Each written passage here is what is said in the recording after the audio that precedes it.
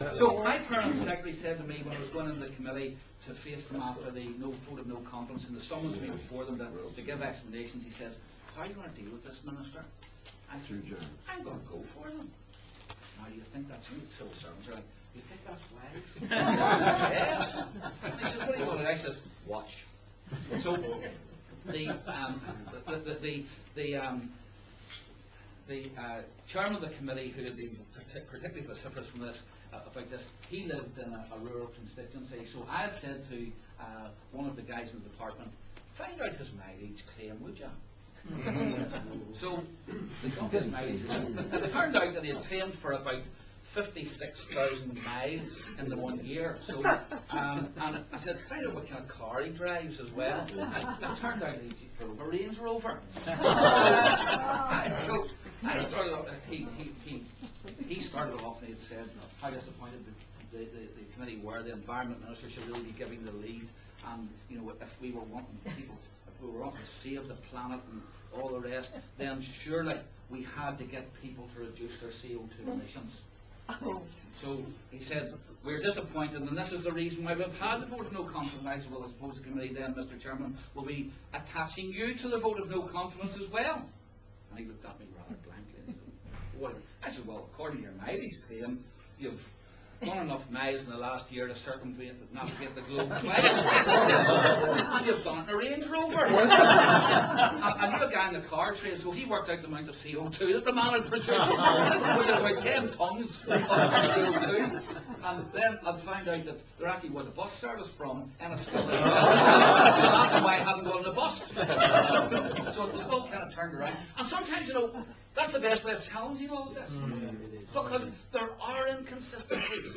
I see it at Westminster. You know, on one hand, we've got to get CO2 emissions down. On the other hand, what minister has dared to come out and say that they will oppose the doubling of air travel by 2030? Because they know that politically that's unacceptable. They know that in some cases jobs in their own constituencies in airports depend on it. They know that trade depends on it. So on one hand they spout the language of reducing CO2, but when you look at the policies, there's an inconsistency there. The other thing which I would frequently do is to appeal to the public in terms of, do you know what this means to you? See, it's one thing to say, you've got to reduce CO2. That's, you know, it's not touchy-feely. What does it mean? Turn off your wee pilot light in your TV or whatever. That's what this pack of CO2 I talked about. And I was mocked because I said, "There's pilot lights all around my house." So I don't find my way around, like I'm on the night sometimes. But what does it mean to you? And you know, in a place like Northern Ireland, with heavy dependence, for example, on dairy and the beef industry, 20% of the CO2 emissions in Northern Ireland, according to the Department of the Environment, come from the production of meat and milk. Now, are we really saying? Well, of course, some of the environmentalists who almost already vegetarians, they'll be appalled by what we have tonight. They would want us to stop doing all of this. But what impact does that have on the economy? Or, you know, reduce your flying? Or what about the impact on electricity prices? Christopher mentioned about the windmills and the extra cost of generating electricity, even if you could consistently do it. In that way, I remember doing a debate with somebody because we've got the most restrictive planning policy. I think that the current environment minister is trying to change it. That's one of the reasons why I was sad to get kicked out of environment. We have one of the most restrictive planning policies when it comes to windmills in Northern Ireland than any part of the United Kingdom, because I found somebody in my department who was sympathetic to my point of view, and I said, "Right, you're writing planning policy on this," and the windmill industry were mad. So anyhow, about January of this year, there was a debate about it because the policy had been questioned in the Assembly, and I was sitting in the studio, and of course gas prices had gone up in Northern Ireland at that stage and everything else, and it was one of those freezing nights, and the guy said to me, he said, and if you were not as restrictive in your the way you exercise your power as a minister, we could have had windmills providing cheap electricity to heat people's homes. And instead, because the temperatures are way down, instead of them having to pay high gas prices. So the weather report had just been on before I had done the wee interview, because it was just after the early part of the news. I said, what did the weatherman say was the cause of this? High pressure. And he looked at me puzzled. I said, high pressure. Now, do you know what one of the characteristics of high pressure is? We'll get cold weather and high pressure because there's no cloud,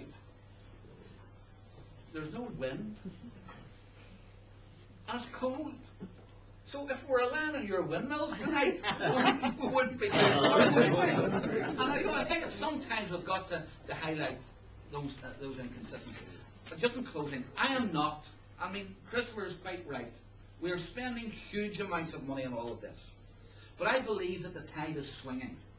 Surprisingly enough, when I was in particular trouble about all of this in Northern Ireland, the UTB did a wee poll at the end of the news for about 2 weeks, asking viewers to ring in and say whether they supported me or not.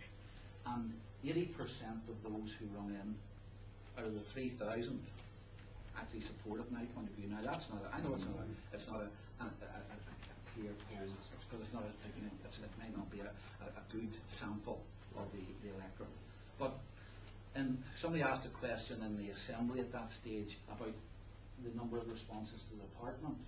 And the Permanent Secretary said to me, we have never had a response about any issue from any environment minister ever, like they've had on this issue. And there are about 2,000 people who have written in about it. And again, about 85% of those actually took the same view as I did, or were sympathetic to the view that I did. And I think that, sometimes, and Christopher's right, the political class seem to be obsessed with this. But I am not so sure that the ordinary people are, ordinary voters are. And I think that we've got to, and that's why we've got to highlight the inconsistencies, highlight the impacts on people's ordinary day lives. Christopher has also mentioned the facts are now going against the global warming, because of course the correlation which they said was there, and indeed which I suspect, and if you look even at Al Gore, he mentioned Al Gore's video. I mean, Al Gore separated the rise in temperature from the rise in CO2, because had he put them on the same graph, he'd have got correlation. Okay, the correlation was that CO2 went up after the rise in temperature, because very often it's the heating of the ocean that releases the CO2.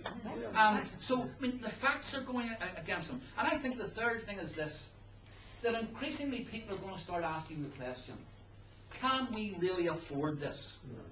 And, as we find government finance and government ministers having to make choices about what we spend money on, I think we're going to find increasingly that there's pressure on this. I was just looking at and saying to, because I've moved to finance now in Northern Ireland, and we were looking at planning ahead for next year, where we're having to make about £500 million cuts. And I just couldn't let it alone, to tell you the truth, and ask the civil servants, find out for me, go around all the departments, on all of the things that the departments are doing to reduce CO2 emissions, how much is it costing? And they came back with a bill of $425 million. So we had an executive meeting last week, and I said, I found the answer, because we don't have to do any cuts at all, just stop all this nonsense.